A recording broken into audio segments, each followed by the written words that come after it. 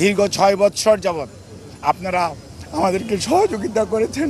ইনশাআল্লাহ আমরা এই যাত্রাও আপনাদের ভালোবাসা, আপনাদের সহযোগিতা এবং আল্লাহ রাব্বুল আলামিনের অশেষ মেহেরবানিতে আমরা আবারও আমাদের প্রাণপ্রিয় নেত্রী দেশনেত্রী বেগম খালেদা জিয়াকে আজকে দেশের মানুষের যে অকৃত্রিম ভালোবাসার প্রতীক সেটি আজকে প্রমাণিত। সেই লক্ষ্যেই আমরা আপনাদের সহযোগিতা চাই। আমাদের ভারপ্রাপ্ত চেয়ারম্যান জনাব তারেক রহমান আপনাদের সবাইকে অনুরোধ করেছেন যে ধৈর্য ধারণ করার জন্য, এবং উনি সার্বক্ষণিকভাবে বিরামহীনভাবে দেশি বিদেশি চিকিৎসকদের সমন্বয়ে গঠিত মেডিকেল টিমের সাথে সার্বক্ষণিক যোগাযোগ রাখছেন। কাজে আপনাদের সহযোগিতা ছাড়া চিকিৎসা কার্যক্রম সঠিকভাবে পরিচালনা করা সম্ভব হবে না। দেশের বাইরে নেওয়ার জন্য যে কথাটি আমি পূর্বেও বলেছি, মেডিকেল বোর্ডের সদস্যরা ওনাকে দেখেছেন। আজকেও ইউকে থেকে ওনাকে দেখার জন্য বিশেষজ্ঞ আসবেন এবং ওনারা দেখবেন। দেখার পরবর্তীতে ওনাকে যদি ট্রান্সফারেবল হয়, আমাদের যদি ট্রান্সফার করার প্রয়োজন পড়ে মেডিকেল বোর্ড মনে করে, তখনই ওনাকে সেই যথাযথ সময়ে ওনাকে চিকিৎসার জন্য দেশের বাইরে নিয়ে যাওয়া হবে। আমাদের সকল প্রস্তুতি আছে, কিন্তু সর্বোচ্চটা মনে রাখতে হবে যে রোগীর বর্তমান অবস্থা এবং সর্বোপরি মেডিকেল বোর্ডের পরামর্শের বাইরে কোনো কিছু করার সুযোগ। চেয়ারপারসন, 3 বারের সাবেক প্রধানমন্ত্রী দেশনেত্রী বেগম খালেদা জিয়া এবার কেয়ার হসপিটালে গত 23শে নভেম্বর থেকে চিকিৎসাধীন আছেন। Professor doctor Shamsul Arefin, professor doctor Ziaul Haque, professor doctor Masum Kamal, professor doctor এজএডএম সালে, প্রফেসর ডক্টর ব্রিগেডিয়ার অবসরপ্রাপ্ত সাইফুল ইসলাম এবং ডক্টর জাফর ইকবাল, সেই সাথে বাংলাদেশের বাইরে থেকে professor doctor Habibur Rahman, professor doctor Rafiquddin Ahmed এবং professor John Hamilton, professor doctor Hamid Rab, professor John Patrick Kennedy, professor Jennifer Cross এবং ডক্টর জুবাইদা রহমান সহ আমেরিকা, ইউকে এবং বাংলাদেশের চিকিৎসকদের যৌথভাবে গঠিত মেডিকেল টিমের অধীন চিকিৎসাধীন থাকা অবস্থায় ওনাকে গত 27 তারিখ থেকে সিসিউতে উনি চিকিৎসাধীন আছেন।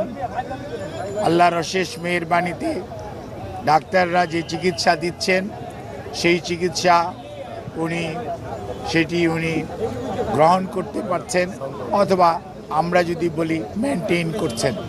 কাজেই বিভিন্ন ধরনের গুজব, বিভিন্ন ধরনের বক্তব্য বিভিন্ন জায়গায় দেখার পরিপ্রেক্ষিতে দলের পক্ষ থেকে আমাদের দলের ভারপ্রাপ্ত চেয়ারম্যান জনাব তারেক রহমান সার্বক্ষণিকভাবে ওনার চিকিৎসার তদারকি করছেন। চিকিৎসার সমস্ত বিষয়ে উনি দেশে বিদেশি চিকিৎসকদের সাথে আমাদের মাধ্যমে যোগাযোগ রাখছেন। দলের মহাসচিব এবং দলের স্থায়ী কমিটির সদস্য সহ সারা দেশের মানুষের ন্যায় প্রধান উপদেষ্টা পরিষদের সদস্য এবং বাংলাদেশের অন্তর্বর্তীকালীন সরকার সার্বক্ষণিকভাবে ওনার চিকিৎসার ব্যাপারে যথাযথ সহযোগিতা এই হাসপাতালের চিকিৎসক, নার্স এবং সকল কর্তৃপক্ষকে দিয়ে যাচ্ছেন।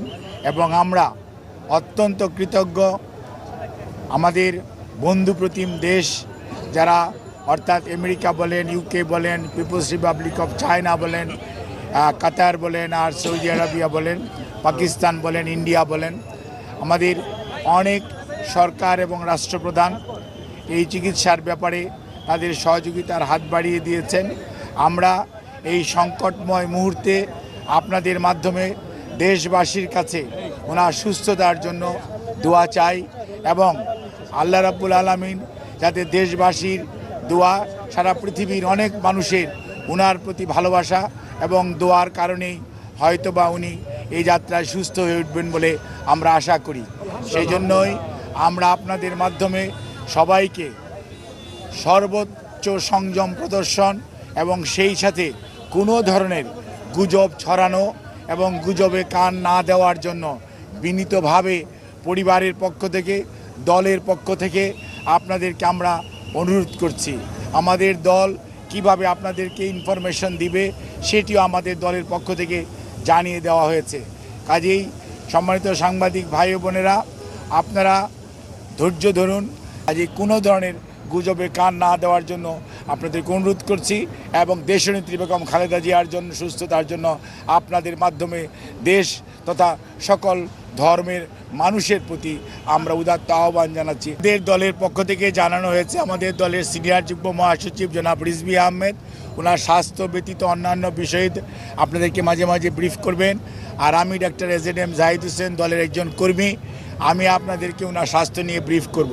এর বাইরে আপনারা অন্য কারো ব্রিফিংয়ের প্রতি কোনো ধরনের কান না দেওয়ার জন্য দল আপনাদেরকে অনুরোধ করেছে। আপনারা যদি এটা মানেন, ফলো করেন, তাহলে আর কোনো গুজবের ছড়ানোর সুযোগ থাকে না।